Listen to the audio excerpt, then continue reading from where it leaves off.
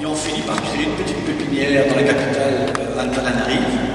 Et après un an, cette pépinière avait produit 8-10 000 arbres que le père avait utilisés pour mettre dans des villages, et le reste on avait donné aux gens de passage. Et puis on se revoit, il me dit on doit faire mieux, on doit faire plus. Ben, je dis oui mon père, il me faudrait un plus grand terrain. Et il prend sa voiture, sa camionnette, avec des enfants partout qui l'accompagnent, partout où il se déplace, et il me montre un terrain qui est une espèce de flanc de colline qu'il fallait un peu aménager avec des eucalyptus et des pins qui sont des arbres que l'on déteste à Madagascar et ailleurs. Et je dis, mon père, ça va faire l'affaire. Et là-bas, nous avons créé la plus belle pépinière d'Afrique. C'est une merveille. Elle produit chaque année entre 500 et 700 000 arbres que nous donnons aux associations de Madagascar, de la capitale et des 50 km autour. Et n'imaginez pas l'engouement que ça a créé. Parce que quand on a commencé cela, les Malgaches n'avaient pas envie de planter des arbres. À partir du moment où on leur donne, alors ils viennent les chercher. Et ils les plantent avec beaucoup d'assiduité et beaucoup d'envie. Et donc c'est sur cette base-là qu'on a surfé et qu'on a essayé de créer davantage. Et avec le père Pedro, on a essayé de créer des pépinières dans d'autres villages avec lui, mais on va encore le faire par après. C'est une personne extraordinaire. Il ne le dira pas lui-même, donc je vais me permettre de le dire, parce que c'est un type qui est très humble, mais qui a fait des choses fantastiques de sa vie, juste pour aider les autres. Et dans le monde dans lequel on vit aujourd'hui, nous sommes tous un petit peu égoïstes, matérialistes, avec des problèmes de riches, rencontrer quelqu'un qui a voué sa vie uniquement à aider les plus pauvres et les plus démunis, c'est une rencontre qui pour moi m'a totalement bouleversé. J'espère que vous saurez aussi à l'entendre, mais avant de l'entendre, parce qu'on essaie de faire monter le suspense, je vais demander au père André-Marie de venir nous parler un petit peu du père Pedro pendant quelques minutes. Merci à tous. Dans ce table, et il y a une demeure, une parole de vérité et d'amour. Dans cet entre de vie et de fol espoir, ce lieu si aride mais si beau. On s'émeut en louange de tant de fleurs écloses.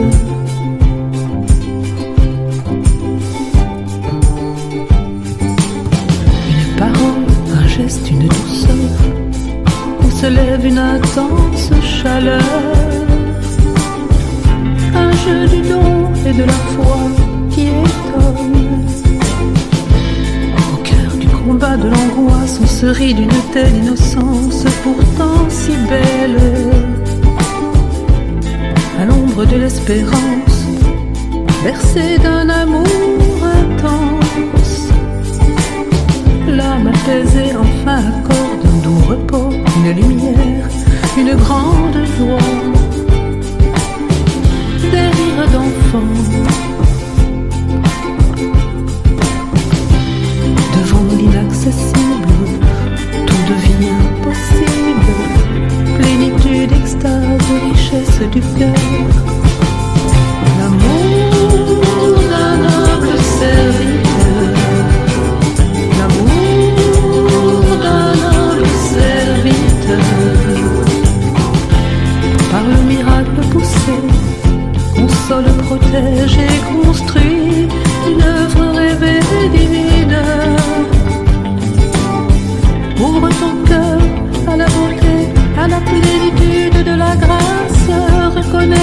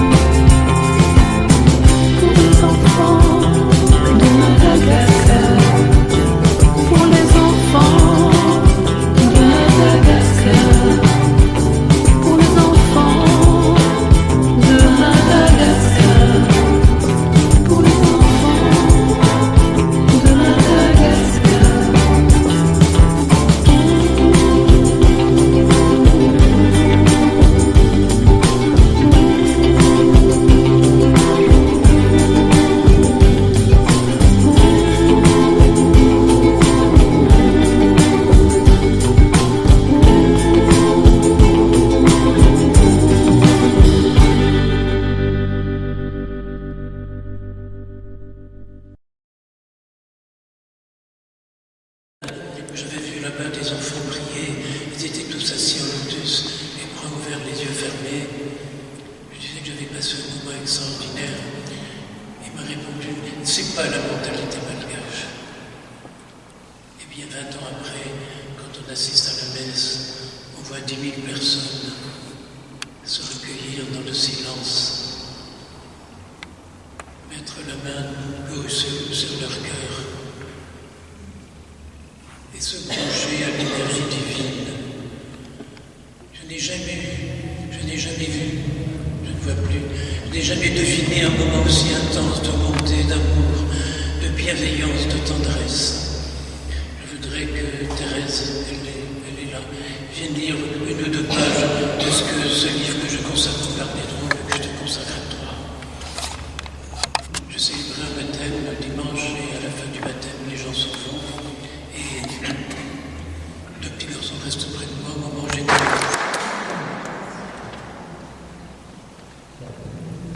Un amour qui bénit est capable de déplacer des montagnes d'inertie, de malveillance, de bêtise. Il est capable de déplacer toutes ces contre-valeurs que la mondialisation véhicule en les annihilant, en les remplaçant par l'engagement, la bienveillance, les tentatives de sagesse. Il est bien ici question de tentatives, car la sagesse ne consiste pas à gagner contre la bêtise, mais à faire monter cette sagesse d'un degré. Chacun sait qu'un seul degré suffit pour transformer l'eau en glace. L'amour et la bénédiction savent aussi faire ce miracle. Ne plus discuter sur la manière d'être un homme de bien, mais l'être, disait Marc Aurèle. Ne plus maudire les échecs, mais bénir les tentatives de sagesse. Plus de 10 fois par jour, on nous demande dans des gares de ne pas laisser de bagages sans étiquette à notre nom, sans quoi ils seront aussitôt qualifiés de bagages suspects et donc détruits. L'esprit du monde et de la consommation ferait bien d'être lui aussi étiqueté comme suspect, dangereux et pervers, au risque de se voir suspecté et détruit. L'esprit de bienveillance n'a jamais eu besoin de détruire, mais simplement, comme le goutte à goutte des malades, d'inoculer un peu d'amour contagieux. Mais bénir ce monde demande l'engagement, la volonté de prendre des risques au nom des valeurs à défendre. Pour ne pas les voir disparaître, il faut une sorte de mise en gage de sa personne. Dans ce cas, bénir exige un véritable engagement. Je suis heureux dans les enfants de Madagascar de vous trouver nombreux ici à Heureux. C'est une initiative qui vient de Frédéric et de notre groupe Enfants de Madagascar. Et on tenait à vous présenter un petit peu notre travail. En fait, tout ce que nous réalisons, tout ce que nous donnons, est adressé directement au Père Pédro, qui lui redistribue dans les régions les plus pauvres de Madagascar, c'est-à-dire dans le sud de Madagascar et dans la région de Mantroy. Et le Père Pédro fait confiance à ses confrères, les Pères Alexandre et le Père Gaston, voilà, avec qui nous avons des contacts quand même tout à fait réguliers. Et vous verrez d'ailleurs quelques reportages qui viennent directement de Madagascar.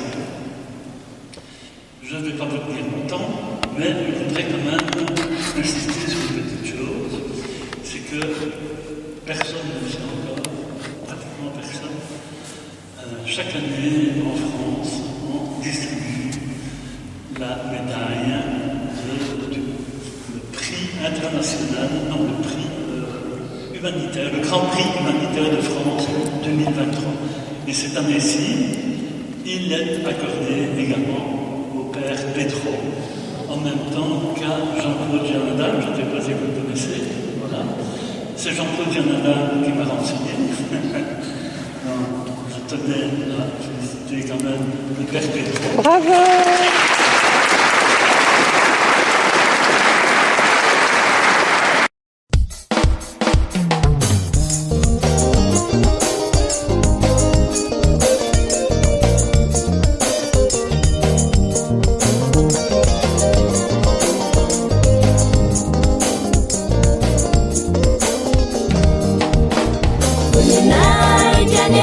Nawe, Rito Puanja Manicha.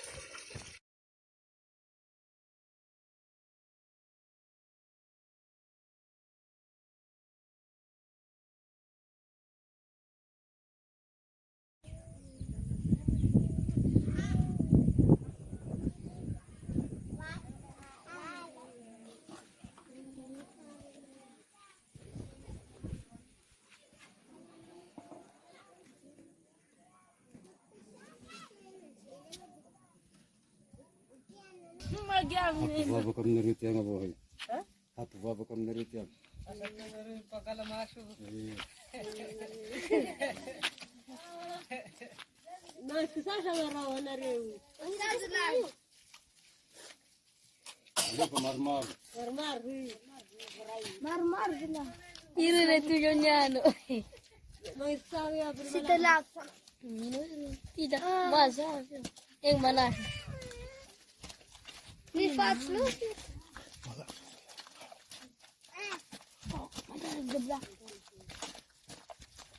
Ali faz vez. Sundrang zai. Sudah kel sudah gitu. Ada demam itu. Kel demam.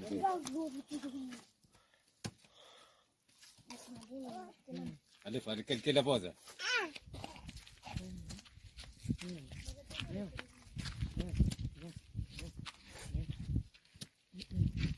Ayo mengarit nanti.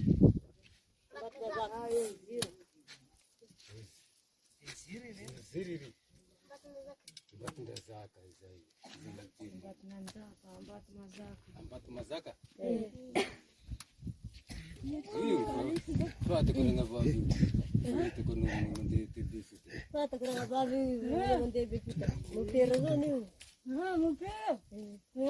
Itu angkal untuk kerbe. Minta imana kuna pata.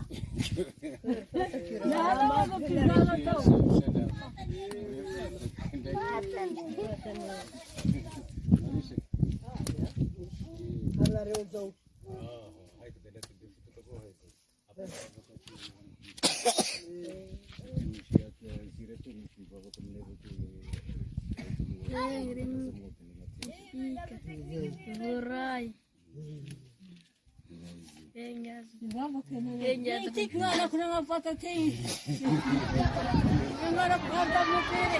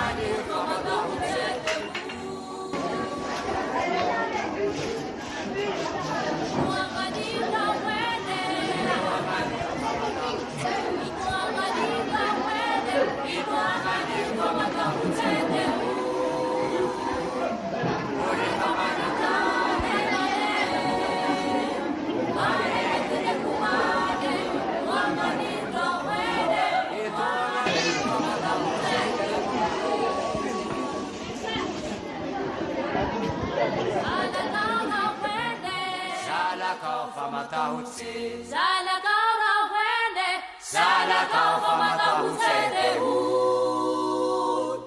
Uli pamanintane mane, mane tire kumane, Salakau rawende, Salakau famatahutse te hud. Salakau rawende, Salakau famatahutse, Salakau rawende, Salakau famatahutse te hud. Uli pamanintane mane, mane tire kumane, Salakau rawende, Salakau famatahutse te hud. Simahavani misuruguda fana kema fani luzi zomali, izomali, biani fatina ikuwa hata ingehetani tizomali. Bienfaiteur, donateur qui nous aide à faire ce geste d'humanité, ce geste de partage d'amour. Merci à vous qui êtes ici présents. Vous n'êtes pas venu maintenant à une conférence sur la pauvreté, mais un partage, un témoignage. Merci à vous qui nous permettez. Merci à l'association Enfants de Madagascar et à tous ceux qui sont là de nous inviter ici à témoigner. Alors merci au Père qui nous reçoit ici. Je crois qu'il y a un Père ici, un prêtre. Il y a un prêtre ici qui est dans cette église. Il est par là. Merci mon Père. Merci de tout cœur de nous recevoir ici. Merci beaucoup à Frédéric qui nous invite dans sa ville où il y a le siège de Graines de Vie et qu'avec lui, comme il a dit, nous travaillons ensemble là-bas à Madagascar. Lui, dans le domaine de la réforestation, des pépinières qui travaillent dans tout Madagascar et dans d'autres pays en Afrique aussi. Merci de tout cœur, Frédéric, un grand travail. Merci au Père André-Marie, avec mon frère aîné de 11 ans. Je suis un jeune alors. Merci Père André-Marie, on a fait au moins combien d'années, 15 ans ensemble, on a parcouru la France tout entière, nord, sud, est, ouest, pour chercher des moyens pour donner à tous ces enfants, à toutes ces familles. À toi, Père André-Marie, à toute ton équipe qui est ici présente, merci de tout cœur, merci. Et merci aussi à vous tous qui êtes venus nous entendre. Alors, un témoignage que je veux faire avec vous. Quand vous voyez ces images-là, ce sont des images de survie, On ne peut pas s'habituer à voir ces images, on ne peut pas. Et quand on a des images comme celui-là, vous les voyez en direct dans le rêve, vous devez agir. Et nous avons agi. Je ne sais pas si tous connaissent un peu notre engagement. Et si tous me connaissent d'où je viens. Il n'y a pas longtemps, 200 étudiants de l'université de Ankatsu, de la filière sociologie. Ils sont venus pour écouter, pour voir à Kamasu. Ils étudient la sociologie, et voilà, ils viennent voir ce qui se passe là chez nous. Alors il y a un étudiant qui me dit, mon père, tu viens d'où? D'où tu es? D'où tu viens? J'ai dit, d'où je viens? Oui, d'où tu viens? Et moi, je viens de la planète Terre. Je suis un terrien. Et vous, je dis, vous venez d'où? Alors il y a 4-5 secondes de silence, et après il y avait applaudissements et rire. Nous venons tous de la planète Terre. Nous venons tous de la planète Terre. Nous sommes tous des terriens. Dans l'histoire, les gens ils ont créé des frontières. Dieu qui a créé ces frontières, ce n'est pas les créateurs. C'est nous, les hommes, qui ont créé des frontières et bon, on a essayé de vivre. Et heureusement que maintenant, nous essayons de revenir vers une certaine coexistence pacifique, vivre plus ensemble, toutes les nations, tout le peuple de la terre. Je ne suis pas né, je n'ai pas demandé à maman naître en Argentine. Vous non plus, vous n'avez pas demandé de naître en France ou en Belgique. Ça nous a été donné. Ça nous a été donné. C'est une grâce. Alors, on n'a pas choisi. Mais nous avons choisi d'être honnêtes. Nous avons choisi d'être solidaires. Nous avons choisi de respecter la justice, aider un pauvre. Ça, c'est un acte personnel. Comme aussi croire à Dieu qui est amour, croire à Dieu qui nous aime et qui veut que nous aussi, nous soyons une image de ce Dieu qui est amour. Vous savez, quand les gens viennent me dire, mon père, un selfie, je dis, bon, je dis, bon, toi qui me demandes un selfie, tu es une image de Dieu. Et moi, j'essaye aussi d'être l'image, j'essaye. Alors, il y a deux images de Dieu qui se prennent un selfie. Alors voilà, nous sommes tous uniques, Nous sommes tous uniques pour ce Dieu, Zanahai, comme ils disent à Madagascar, mes frères et sœurs, créateur du ciel et de la terre, créateur de l'homme, qui a créé le pied et les mains. Et que le proverbe malagasy qui dit Fanam Maul, c'est l'esprit qui fait la personne. Ce n'est pas ta richesse, ce n'est pas ta belle maison, ta belle voiture. Non, c'est l'esprit qui fait la personne. Alors voilà, nous devons être davantage solidaires les uns des autres. Alors, pourquoi je suis à Madagascar? Tout le monde dit, mais pourquoi vous êtes venu à Madagascar? De l'Argentine. J'appartiens à la congrégation des Saints de Paul, qui était un pionnier au XVIIe siècle ici en France pour aider les plus pauvres, et qui a créé notre congrégation pour s'occuper des pauvres. À l'époque, ils étaient dans la campagne. Aujourd'hui, ils sont plutôt en ville. À Madagascar, ils sont aussi à la campagne. Alors, voilà. Et c'est lui, 1648, qui a envoyé les premiers missionnaires à Madagascar, en bateau à voile, sortant de La Rochelle. Et j'étais à Richelieu, dans la ville de Richelieu, il y a 10 jours, où Saint-Vincent vivait là pendant 4 ans avec une douzaine, quinzaine de confrères, et c'était là qu'il a envoyé les premiers missionnaires à Madagascar. Et j'étais ému d'être là. Je dis, c'est à partir d'ici qu'ils sont partis, mes frères, qui nous ont précédés là-bas. Alors, voilà que notre congrégation avait besoin de missionnaires pour Madagascar, et notre supérieur général a fait une lettre pour toute notre congrégation dans le monde entier. J'étais en Argentine, j'ai lu cette lettre-là. On a besoin de missionnaires à Madagascar, j'ai dit, on y va. J'avais 18 ans. Et à 20 ans, j'ai dit à mes supérieurs, je veux aller à Madagascar. Et la province d'Argentine m'a dit, non, mais pourquoi tu vas aller à Madagascar si au nord de l'Argentine, il y a aussi des gens qui ne connaissent pas la foi. J'ai dit, mais à l'époque, je vous parle de l'époque 1968, on était tous plus jeunes. Il n'y avait pas de cheveux blancs à l'époque. Alors voilà, j'ai dit, mais à l'époque, l'Argentine était tellement croyante et en plus catholique.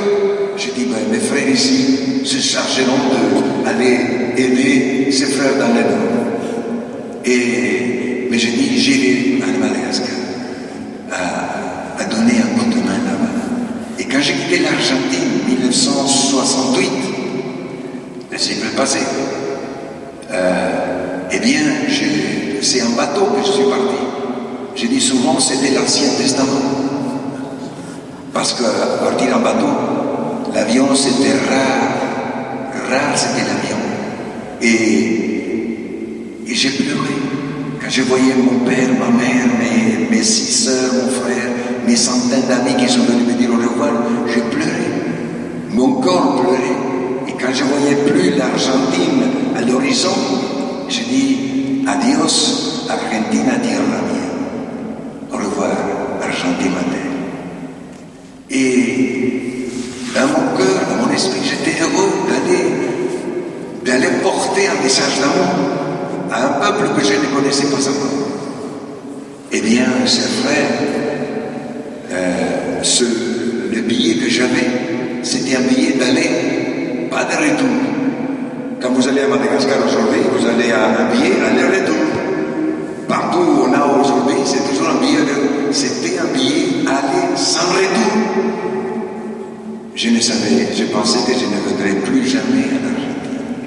On ne savait pas à l'époque qu'il y aura un progrès économique, que l'aviation va se développer et que les gens normaux, les gens de la classe moyenne pourront aussi un jour voyager avec les avions comme aujourd'hui. Et voilà.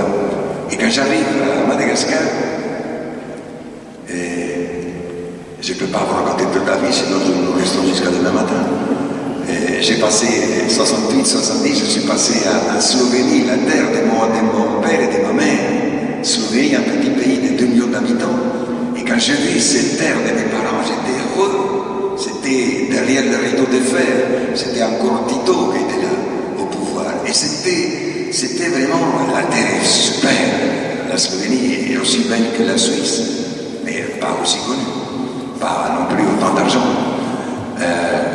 Alors, j'étais content, mais le communisme ne me laissait pas respirer. Je venais de l'Argentine, je parlais fort, ils me disaient hey, doucement, doucement, Pedro, ici, tous les murs, ils ont des oreilles. Je dis, c'est pas mon problème. En Argentine, on parlait, on disait ce qu'on pensait, c'était la liberté. Eh bien, j'ai pu rester 2 ans, j'ai fini la philosophie, j'ai dit, je vais demander 2 ans d'aller faire une régence. Je voulais connaître Madagascar avant d'être un notable, d'être un simple jeune. Eh bien, je dis, je sais construire, je suis un maçon, je me paye les voyages et mon séjour par le travail. Et ils ont accepté, ce qui n'était pas l'habitude de l'époque. Eh bien, j'arrive à Madagascar, 1970, 22 ans. Eh bien, j'ai vu un pays qui m'a accueilli avec joie, un pays heureux de vivre. Tana, Antsirabe, Angust, Firanzou. Et c'était tout, il n'y avait pas des mendiants. Je dis, si Madagascar est comme ça, mais oui, je rentre en Amérique latine, je rentre en Argentine. Quand j'arrive à la côte est, dans la région de Varengan, Farafanga, là j'ai vu un peuple qui souffrait, mais avec dignité, dignité. Il y avait 4 mois dans l'année, il y avait la famine, mars, avril et octobre, novembre. C'était la famine. Et voir des enfants avoir faim, ça je vous assure que c'était. Et là c'était la côte est, elle est humide, trop chaud, mais humide. L'eau contaminée, les gens mouraient. Je dis, c'est pas possible. On ne vient pas ici enterrer mes frères et sœurs.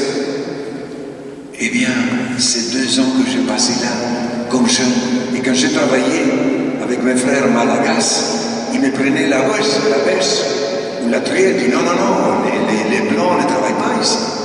Les blancs ne travaillent pas. J'ai dit, attends, tu travailles avec ta bêche, moi avec la mienne. Mon père m'a bien travaillé, je ne suis pas un prince. Je suis un homme ordinaire comme vous. Un homme comme vous, ordinaire comme vous. Jusqu'à qu'il se sont habitués. C'est son habitude.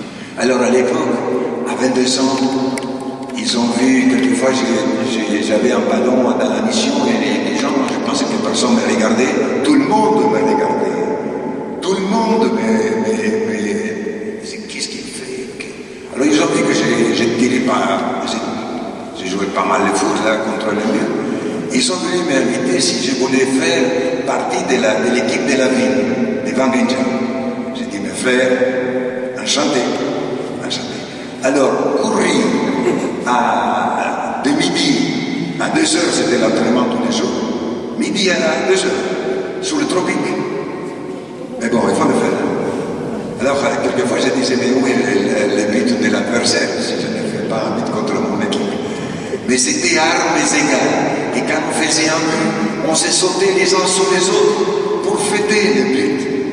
Eh bien, c'est la première fois qu'on voyait un blanc qui se jette dans les mains des Malagas et qui s'embrasse pour fêter un but qu'on le fait toujours à l'équipe. Eh bien, et ensuite, le travail. Et je suis parti ensuite, après 2 ans, à continuer mes études en France, à Paris. Et après 3 ans, je vais en Argentine, ordonné prêtre, déjà en avion. J'ai déjà commencé à marcher les avions. Et là, j'étais tellement heureux quand le Père André-Marie dit, le dernier livre, Aimer et bénir, ou bénir et aimer. Eh bien, quand j'ai fait la retraite avant l'ordination de dimanche, en 28 septembre 1975, j'étais tellement heureux de pouvoir bénir les gens au nom de Dieu, d'unir les gens, unir les gens. J'étais tellement heureux que je volais à 15 000 mètres d'auteur. 15 000 mètres d'auteur.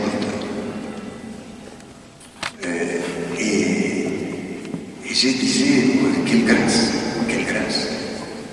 Et voilà, je pars à Madagascar. Et les gens me connaissaient déjà. J'ai dit à mes frères là-bas, à Wangenjan, mes frères et sœurs, j'ai dit, cette maison vous appartient. Pas celle-là, là-bas, c'est à Madagascar. J'ai dit, c'est votre mission, c'est à vous. J'ai enlevé ma montre. 9 ans, je n'ai plus utilisé la montre. Je dis, pourquoi la montre? Si quelqu'un veut me voir à midi et demi, il dit, bah, mon frère, midi et demi, je dois manger, je ne peux pas plus tard. J'ai enlevé la montre. Vous venez quand vous voulez. C'était après le Concile Vatican II. Qu'on disait qu'il faut partager les joies et les tristesses et les souffrances d'un peuple. L'Église, peuple de Dieu, peuple de Dieu. Église, peuple de Dieu, c'est l'Église, ce n'est pas cette maison-là.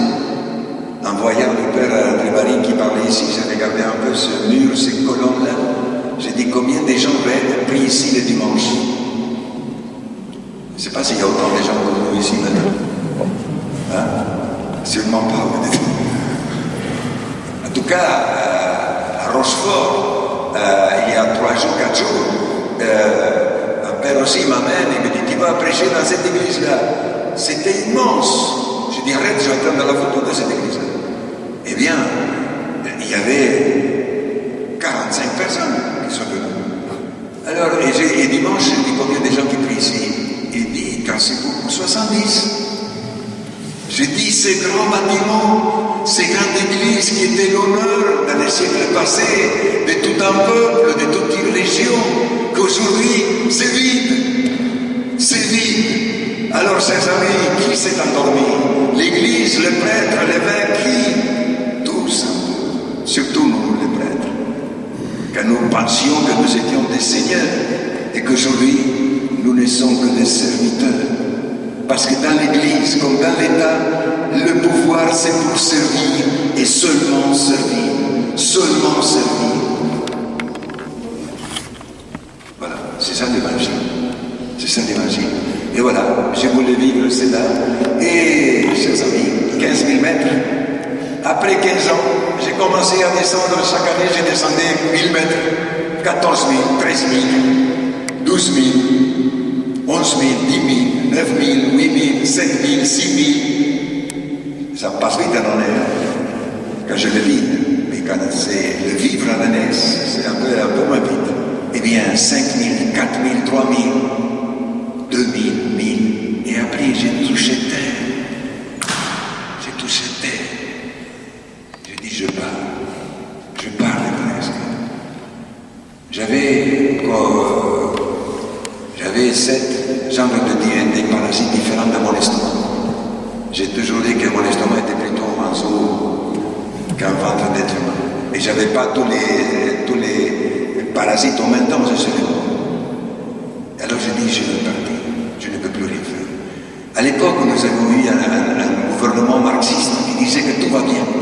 Un dictateur, tout va bien. La télé, la radio disaient que tout va bien, on progresse, on avance. Et vous voyez, à 1000 km de là, le peuple mourir à petit feu. Et j'ai dit, en plus je suis blanc. Là-bas, à 1000 km, je disais des choses dimanche à l'église, mais qui m'écoutaient. Il n'y avait aucun journaliste. Et s'il y en avait, personne ne pouvait écrire, parce que tout était censuré. Alors, voilà, j'ai dit, je pars. Et voilà que ma communauté avait besoin d'un directeur pour former les futurs prêtres des Saint-Paul dans la capitale Antananarivo. Il m'appelle, j'ai dit, on a besoin on t'a choisi pour être directeur là-bas. J'ai dit, attendez, je demande une année sabbatique. Je demande de me soigner. Et quand j'ai demandé l'année sabbatique, j'ai dit, je ne reviens plus, mais je ne les ai pas dit. C'était mon secret personnel. Eh bien, il m'a dit, non, écoute, tu as fait un vœu d'obéissance. On te demande un service à la communauté pour 3 ans. Tu finis 3 ans et après, tu peux partir et faire ton année sabbatique. Et si tu es malade, on te soigne. Eh bien, j'ai accepté cette mission. Après une semaine une famille vient me voir là où j'étais avec les séminaristes. Il m'a dit, avec 5 enfants. Et il me raconte ce moment un drame. J'ai dit, mais comment c'est possible que personne n'aide? Eh bien, ces jours-là, j'ai lui donné un billet, même important. J'ai dit, demain, après-demain, il doit recommencer à commander. Alors j'ai dit, mais c'est pas aider de donner un billet seulement. Il faut aller à la source de cette misère, à la source de cette pauvreté. L'aider ces moments pour que les enfants aillent à l'école et que la maman puisse être à la maison travailler. Et voilà qu'après une semaine, un malade m'a demandé d'aller m'a demandé un prêtre. Et je suis allé. Quelqu'un m'a amené là-bas. Je ne savais pas que je vais passer dans une décharge. Quand j'ai vu cette décharge-là, ces jours-là, des mamans avec ses enfants sur cette décharge qui s'est disputée des ordures avec des bêtes qui étaient là, j'ai subi un électrochoc. J'ai dit, est-ce que c'est vrai ce que je vois?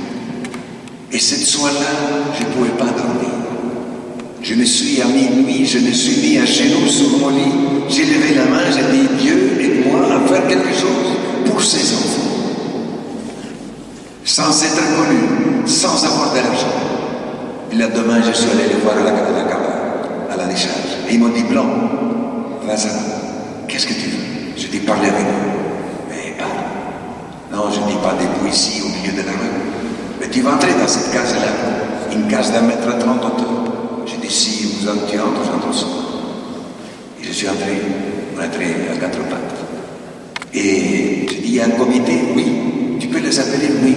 Alors il a amené une dizaine de personnes, assis par terre, dans une maison de carton et de plastique, 1 mètre 30 de hauteur. Eh bien, est né un mouvement qui s'appelle aujourd'hui Akamasou, les bons amis. Est né là, par terre, je l'ai dit, je suis prêtre. Ah bon? Si vous aimez vos enfants, je suis prêt à vous donner un coup de main. Je ne savais pas quoi, mais on doit faire quelque chose pour ces enfants. Eh bien, ils ont pensé à notre illuminé qui passe par ici. On le verra pendant 1 mois, 2 mois et on ne le verra plus après. Les pauvres sont fatigués des promesses, des jamais réalisées, fatigués. Alors, j'appelais mes amis, ceux que j'ai connus dans le sud-est et qui étaient à Tananarivo dans l'université, qui ne marchaient pas. Je disais les appeler. J'ai dit, quand vous étiez à la paroisse dans le sud-est, vous avez eu de belles idées comment il faut aider les compatriotes, comment il faut lutter contre l'extrême pauvreté. Eh bien, là, il y a une décharge, plein d'enfants. Voulez-vous m'aider? Voulez-vous me suivre? Oui, mon père, on y va. dis à mes frères, à ces jeunes, il faut rester en permanence tous les jours pour qu'ils voient qu'on s'intéresse à eux et que c'est vrai qu'on les aime. Eh bien, c'est comme ça qui est né à Kamasu. Et ensuite, moi j'ai pensé à l'époque que ça va durer 5 ans, un travail de 5 ans. C'est déjà un mandat, non? Quel est le mandat ici en Belgique? Il n'y a pas de mandat. Bon. Vous êtes sans mandat. Alors, souvent c'est 5 ans, en France par exemple, à Madagascar aussi. Alors j'ai dit, si j'exagère, ça va aller pas plus de 10 ans. Eh bien, ça fait déjà l'année prochaine 35 ans qu'on travaille là, qu'on va jour par jour. 35 ans. Cela veut dire que les enfants qui avaient à l'époque 10 ans, aujourd'hui, ils ont 45 ans, qui sont déjà mariés, qui ont des enfants et qui sont debout. Eh bien, c'est difficile de vous raconter une vie de 35 ans jour par jour. Parce que ces combats-là, si je savais à l'époque que nous, après 35 ans, on sera un peuple de 30 000 personnes, avec 22 villages que nous avons créés de rien, j'aurais pris le premier avion et je me barre de Madagascar. Alors là, même sans permission, je dis avec quel argent on va faire vivre ce peuple-là. Mais Dieu vous donne chaque semaine, chaque mois, chaque année de l'assurance. On fait un pas, on a réussi, on fait un autre, on a réussi. On a commencé la petite école, on a commencé à donner un goûter aux enfants, comme vous avez vu là tout à l'heure, les goûters aux enfants de la touille. Qu'est-ce que les gens qui sont affamés, vous n'allez pas les parler d'histoire, vous n'allez pas les raconter des théories, vous les allez attirer par un morceau de pain, du riz, d'haricots. Et voilà, nous avons commencé comme ça, des semaines, quelques mois. Ensuite, on a dit, venez un peu plus tôt, on va chanter. À Madagascar, tout le monde chante. Tout le monde, même les arbres, ils chantent. Et c'est un peuple qui a la musique dans le cœur. Et ensuite, venez un peu plus tôt, vous allez commencer à lire, à écrire. Voilà comment a commencé notre école primaire sous un arbre, assis par terre. Eh bien, 35 ans plus tard, chers amis, aujourd'hui nous avons 18 376 étudiants. 18 376 étudiants. Mais ce que je n'ai jamais, chaque fois qu'on passait d'une école, d'une étape, l'école primaire, quels sont ces enfants à la primaire, et qu'est-ce qu'ils vont faire après? Mais commençons les collèges. On a commencé les collèges avec peur, mais on a commencé. Boum, on parlait, on marchait. Et après on arrive à la troisième. Et qu'est-ce qu'on va laisser les enfants à la troisième? On a dit, essayons la seconde. On a commencé la seconde. Eh bien, nous avons aujourd'hui des bacheliers, 200 bacheliers par an. Et nos écoles, nous avons aujourd'hui 4 lycées. Et déjà, plusieurs fois, 100% de réussite. Quand la ville, c'est 50%. Les enfants les décharges qui veulent étudier, qui veulent gagner ce bac pour trouver un travail. Alors voilà, un miracle que j'ai jamais cru le faire, c'est que nous avons commencé une université. Voilà, on a commencé une université, une école supérieure, et après 4 ans, c'est devenu une université. Et nous avons 5 filières. La pédagogie, nous enseignons les futurs enseignants. La informatique, parce que celui qui ne connaît rien d'informatique, il ne sait même pas écrire, c'est l'alphabet. Hein. Le français, il faut une langue anglaise, 2 langues internationales qu'il faut connaître.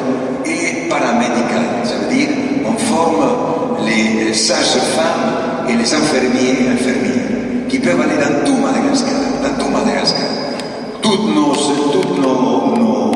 Les gens qui ont la pédagogie, ils vont dans tout Madagascar. Et dans notre université, nous avons déjà 1000 élèves. 1000 élèves, sans faire de propagande. Et Madagascar a 23 régions. Et déjà, dans notre université, 125 écoles à Kamassou, nous avons déjà des jeunes de 22 régions. 22 régions de Madagascar. Et je pense qu'une école, la primaire, au collège, au lycée, à l'université, ce n'est pas pour gagner de l'argent. Une école, ce n'est pas une usine où on va gagner de l'argent. C'est pour former les gens. Eh bien, notre école, primaire, collège et lycée sont en faillite.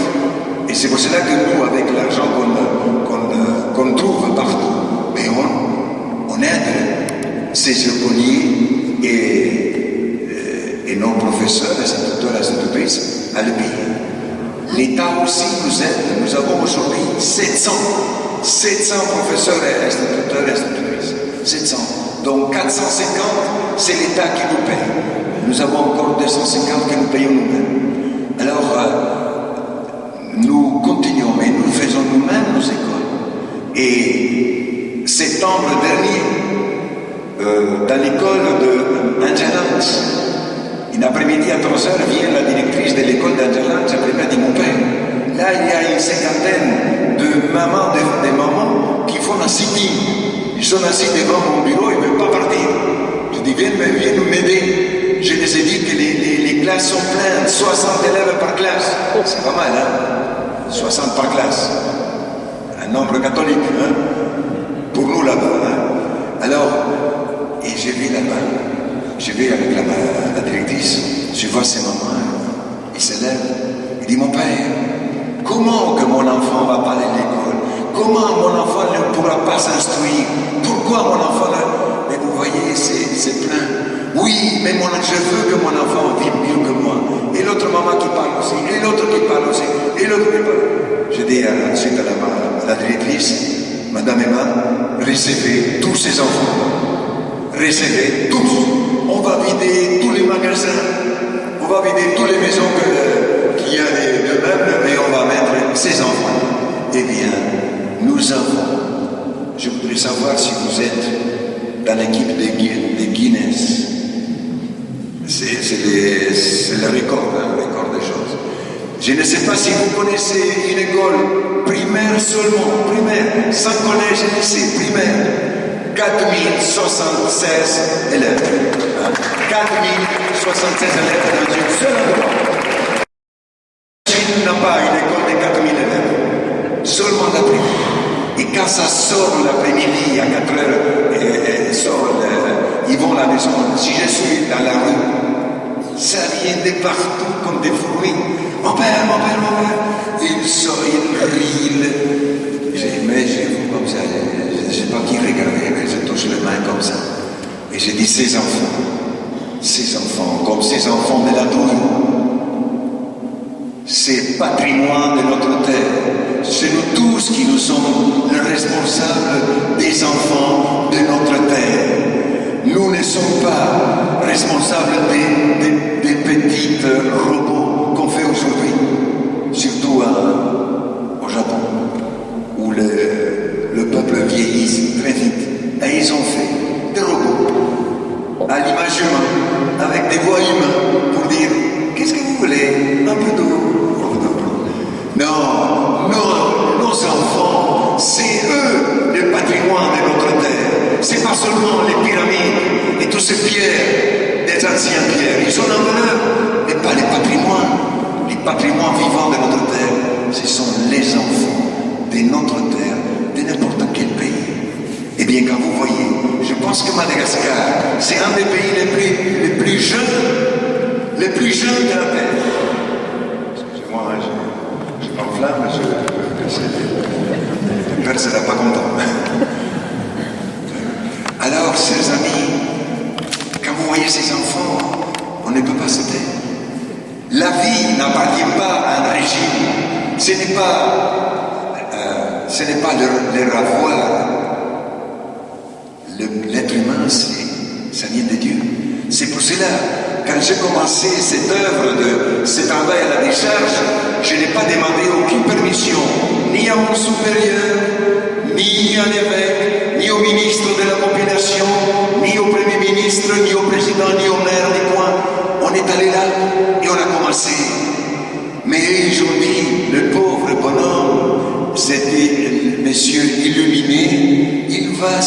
s'écraser contre les murs.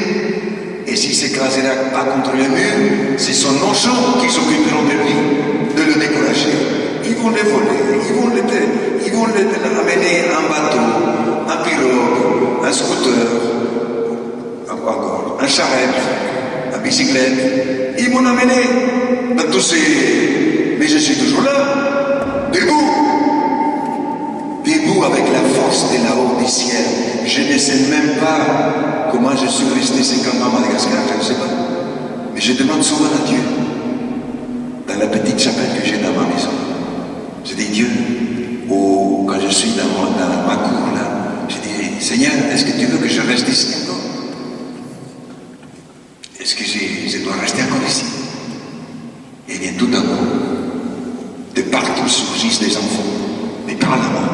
Je dis alors mon père, on y va.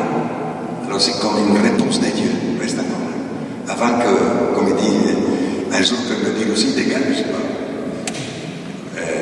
Le peuple, le petit peuple difficile qui disent dégage. Ce qui peut me dire dégage, c'est ceux qui disent, mais non, on va nous montrer la place de ce père-là. Comme ça, cet argent-là, on va le délier ailleurs.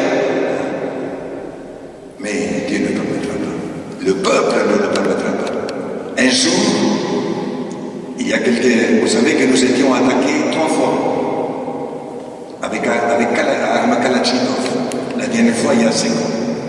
À 1h15 du matin, ils sont tirés. Je dis, mais c'est quoi ça? Je me réveille, je regarde à la fenêtre, je vois un monsieur avec un treillis militaire. Je dis, mais c'est les gendarmes du coin. Je vais sortir. Il dit, mon père, par un téléphone interne, il dit, sortez pas, c'est un attaque.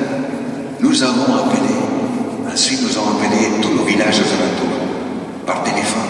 Venez, aidez-nous, venez, aidez-nous. Eh bien,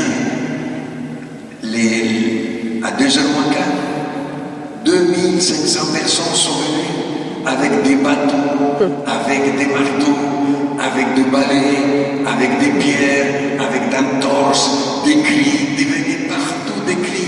Alors cette douzaine de malfaiteurs, quand ils ont entendu ces cris-là, ils ont dit, on n'a pas assez de balles pour toute cette foule qui vient. Alors ils ont cassé beaucoup de portes, ils ont blessé nos gardiens. Et ils ont dit, si tu ne sais pas où est l'argent, le prêtre, il doit savoir où est la maison du prêtre. Il dit, non, il n'habite pas ici. Et même s'il habitait ici, je ne dirais pas, je préfère mourir. Voilà ce que dit un frère Malagas. Dimanche, à la messe, je le remercie et je dis, quel courage. Eh bien, quand j'étais face à cette foule, à 2h moins quart, je ne pouvais même pas parler. Je dis, voilà, sans armes, nous avons vécu des malfaiteurs. Eh bien, je n'ai jamais voulu mettre dans nos villages des barrières, des grilles, et aujourd'hui on est obligé de les mettre pour se défendre. Et bien, voilà, c'est pas parce que vous faites du bien que ça va être facile. Il y a toujours des difficultés, et on sera toujours, il y a toujours des drames. Tout ce que nous avons vécu là-bas, chers amis, quand nous avons eu la peste et le choléra, les 11 premiers cas, tous mortels, on m'appelle à prier sur la mort des choléra.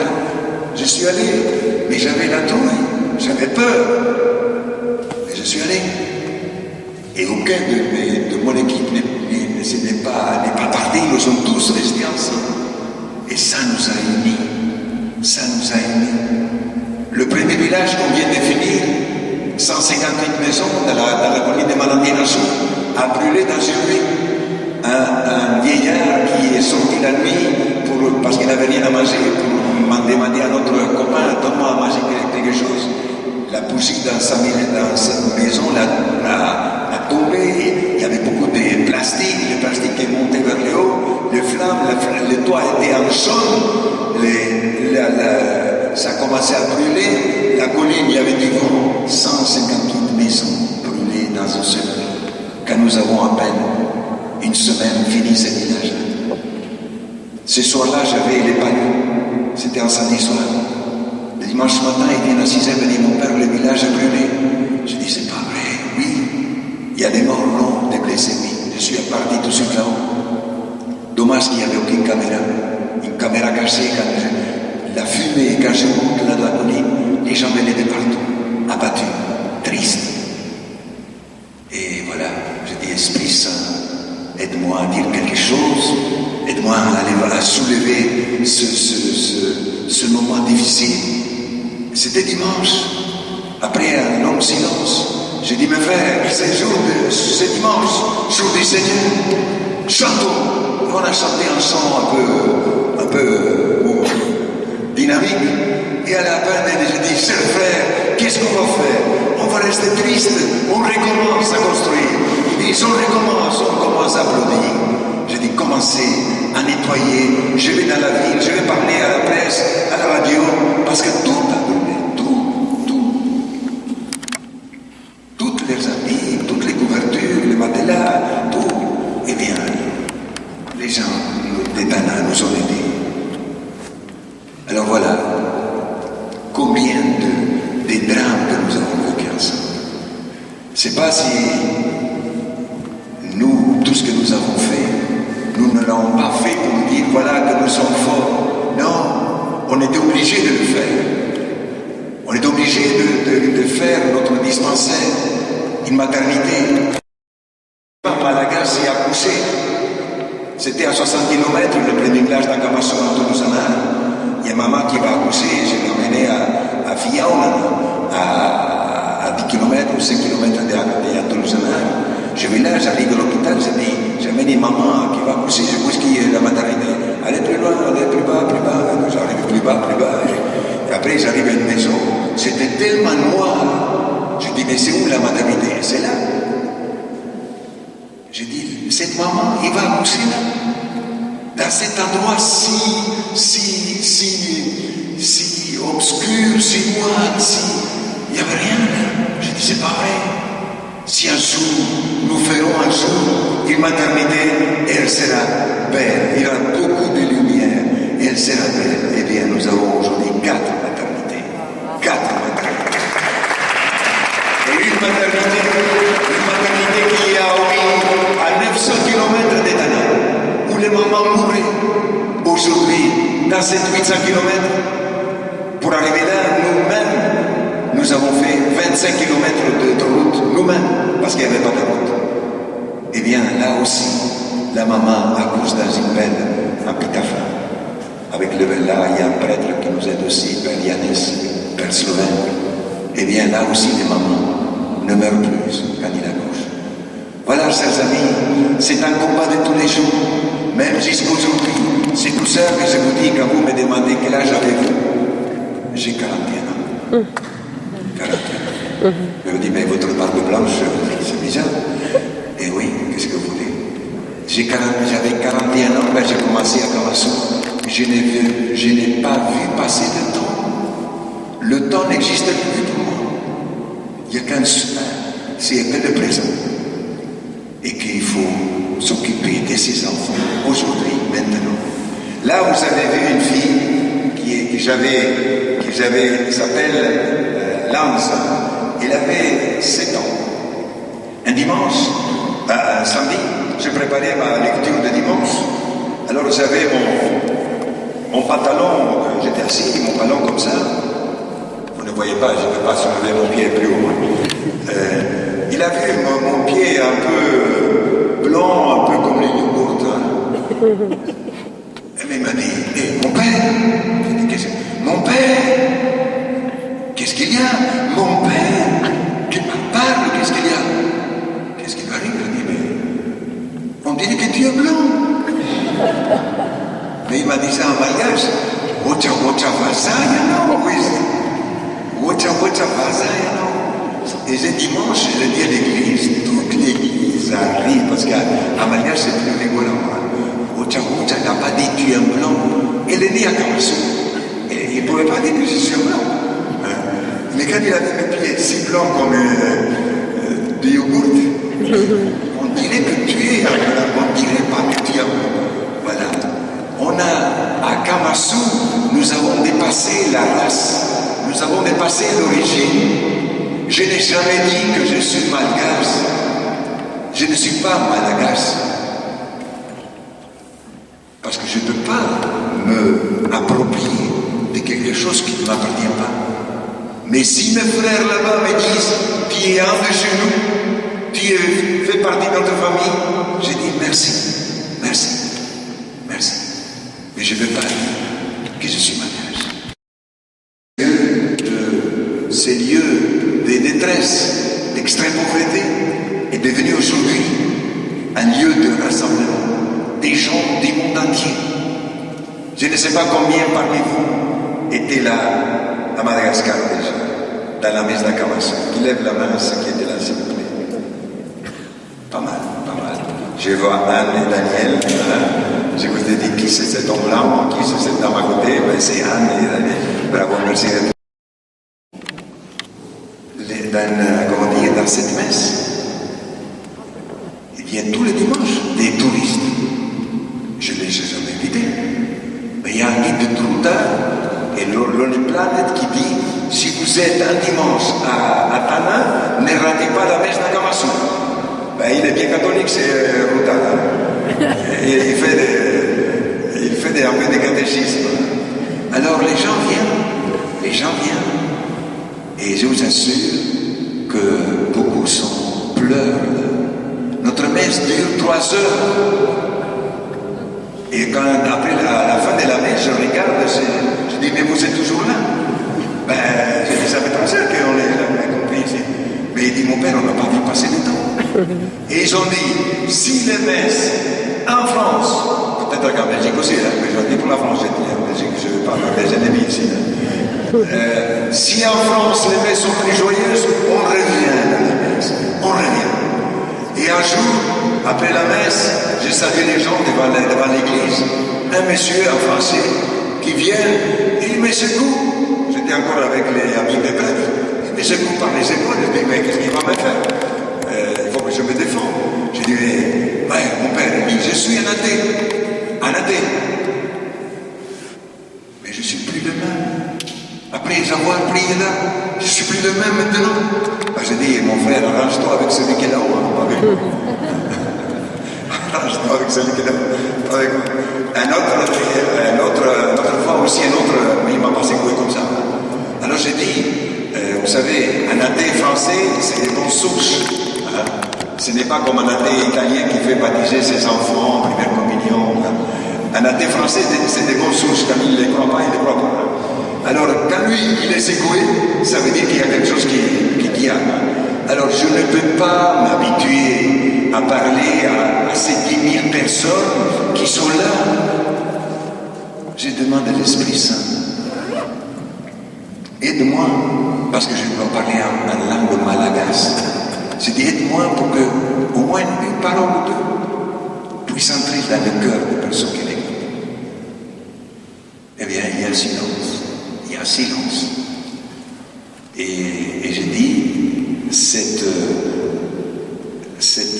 communauté-là qui écoute pas un blanc, un frère, c'est une preuve de l'existence de Dieu. Et voilà, et je me sens petit comme ça, devant cette foule, je suis petit comme ça, petit. Mais je dis, Seigneur, c'est toi qui. Et je vous assure que à chaque messe, quand on apporte la parole de Dieu, c'est tout un village qui porte là. Ce sont 200, 300 personnes. Pour les offrandes, la même chose. Et pour après la communion, l'action de grâce, après la communion, nous avons 17 écoles. Et chaque dimanche, c'est une école qui prépare l'action de grâce à une danse d'une beauté. Que moi, j'écris des joies. J'écris des joies. Et j'ai dit, on ne peut pas s'habituer. On ne peut pas s'habituer. Et il y a 5-6 ans, un jour de Pâques, il y avait 150 touristes à la messe de Pâques, à Akamasu. Et quand on me passe le cahier de visiteurs, je vois ça. 33 nationalités différentes. 33 nationalités différentes. Et de 5 continents, les gens qui sont venus ce jour de Pâques. Eh bien là, j'ai dansé devant l'hôtel, même si je ne sais pas danser, j'ai dansé. Je dis voilà qu'un lieu d'exclusion est devenu un lieu de rassemblement, un rassemblement des gens du monde entier.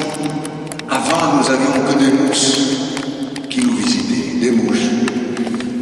Et quand je disais la messe à la décharge, il y avait une dame qui avec une grosse planche ou un gros carton faisait devant donc, la mouche. Parce qu'une fois j'ai avalé une mouche, j'ai craché pendant des heures, mais elle n'est pas sortie. Bon, alors, et quand cette dame-là fait les mousses là, je dis, mais je ne suis pas le pharaon ici. Parce qu'on dirait que c'est au pharaon qu'on faisait comment dire, avec un peu de vent pour que ne s'évanouisse pas. Eh bien, voilà, ce sont des moments de telle beauté que tous les dimanches c'est différent. C'est différent. Et les enfants disent, on va à la fête. On va à la fête. Et voilà. Voilà ce qu'on va continuer aujourd'hui. Cette messe de dimanche nous donne la force pour la semaine. Parce que nous sommes aujourd'hui 30 000 personnes. Et nous sommes à côté de la ville. La ville nous attaque aussi. Il y a beaucoup de vices. Les vols, les mensonges, la drogue, la prostitution, tout cela. Nous sommes fragiles face à tout cela. Nous sommes fragiles. Alors voilà, on n'a pas sauvé des frères et sœurs, on les a mis dans un bateau qui est comme un aujourd'hui pour qu'ils se jettent encore une fois dans la mer de la perdition. Eh bien, nous devons lutter avec ces milliers d'enfants.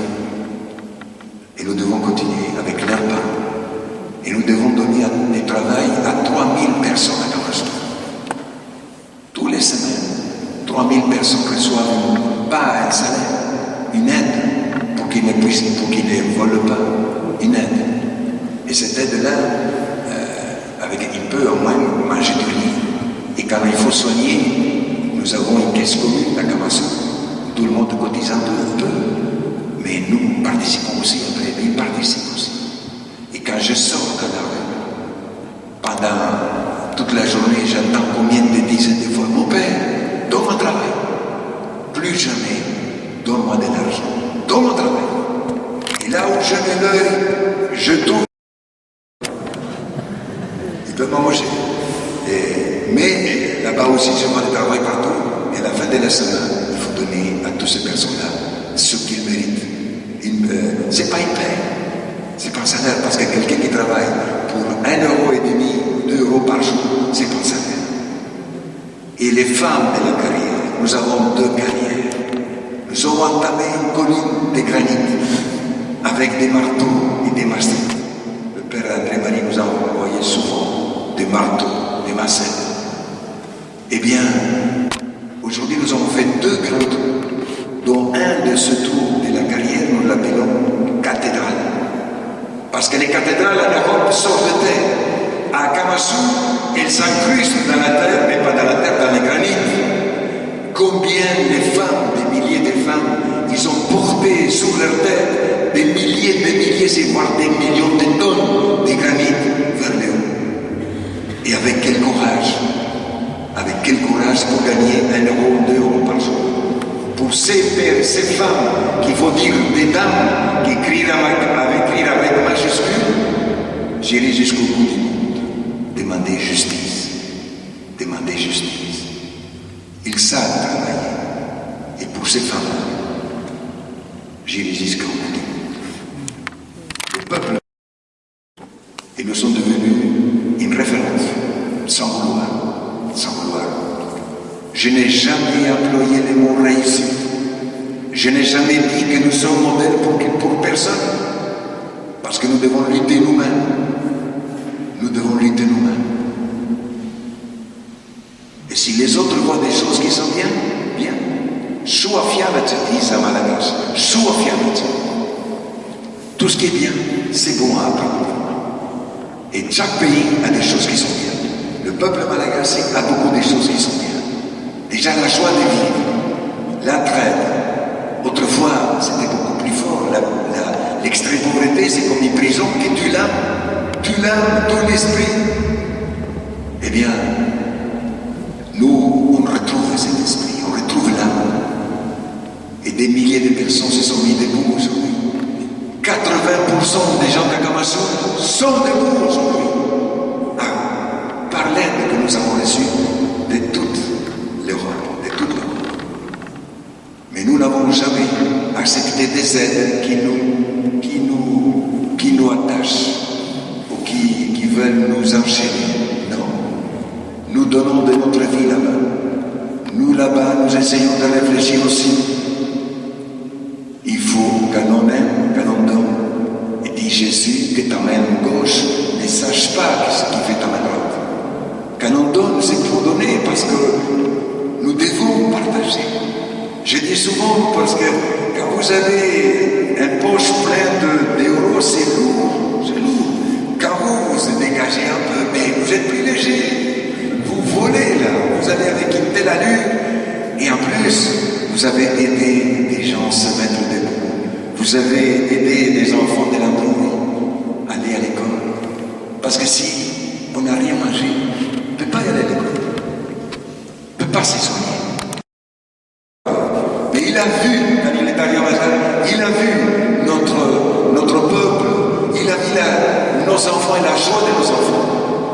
Et il a compris tout de suite, il a des emblèmes spéciales. On dit quand on fait des danses artificielles, des chants artificiels, des discours artificiels, le pape, il a une sensibilité très profonde. Là, quand le pape est entré dans cette lieu où nous prions le dimanche, 8000 enfants qui chantaient à tue-tête. Et le pape, il dit, mais je suis au ciel.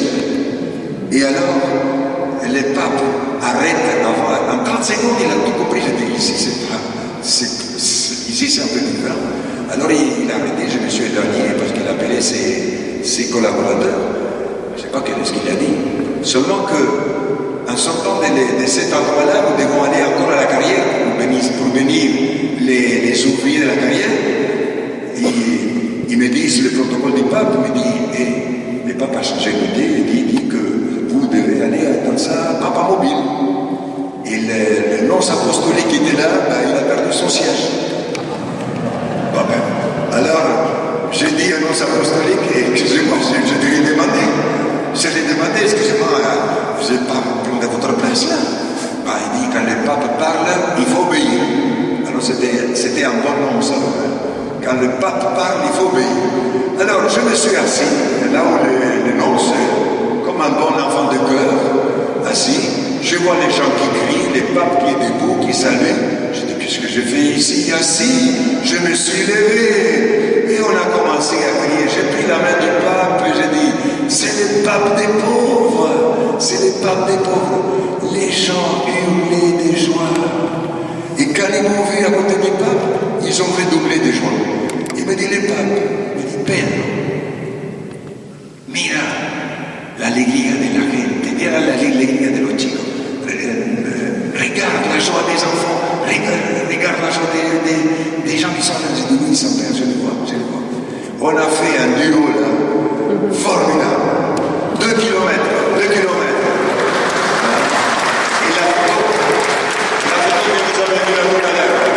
la photo que vous avez vue quand vous avez... Et aujourd'hui, ces gens-là sont debout. Et aussi, grâce à vous. Merci à frère et toute ton équipe, les enfants de Madagascar. Et ne vous placez pas à l'aider.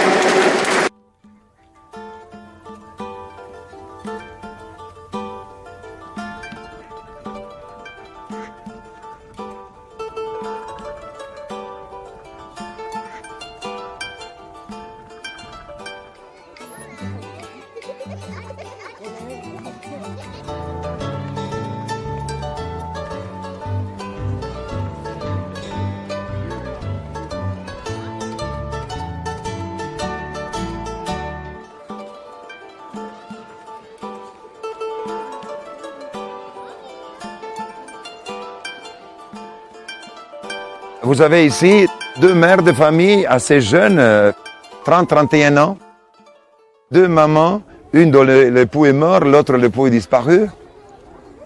Si on ne les aide pas maintenant, mais elles pourront mourir, ou elles se perdront tout à fait. Et alors voilà qu'ici, quand c'est des cas comme cela, nous n'avons jamais dit venez demain ou après-demain. On les a toujours reçus. Et que ce soit un cas, 2 cas, 10 cas, 20 cas, nous devons trouver la place. Si Dieu existe, il doit y avoir une place pour ses enfants et pour ses mamans. Il doit y avoir une place. Alors voilà, puisque Dieu existe, voilà, là, il y a une place pour eux. D'abord, il faut donner à manger. Il faut qu'ils aient un lit, qu'ils puissent dormir dans le chaud.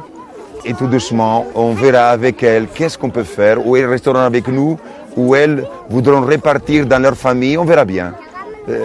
À partir de maintenant, nous ne sommes pas pressés, parce qu'il faut qu'eux, ils aient le temps de se ressaisir.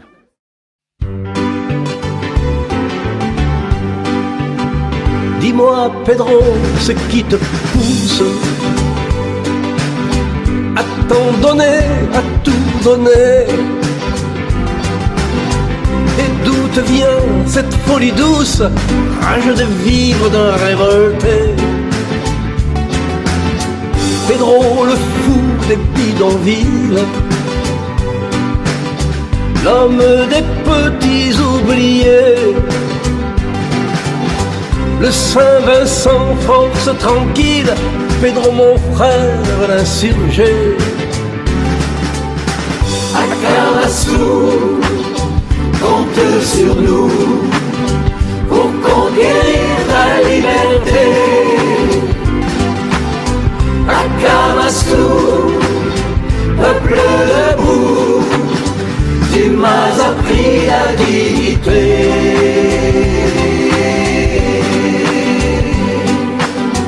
Dis-moi, Pedro, ce qui t'habite, la force chevillée au cœur, et ce courage sans limite, ce goût pour un monde meilleur. Dans tes yeux brille la lumière, la justice et la vérité. Je reste avec toi solidaire, Pedro mon frère, l'insurgé.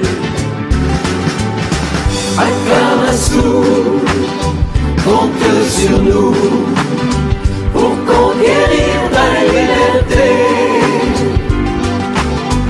Akamasu, peuple debout, tu m'as appris la dignité.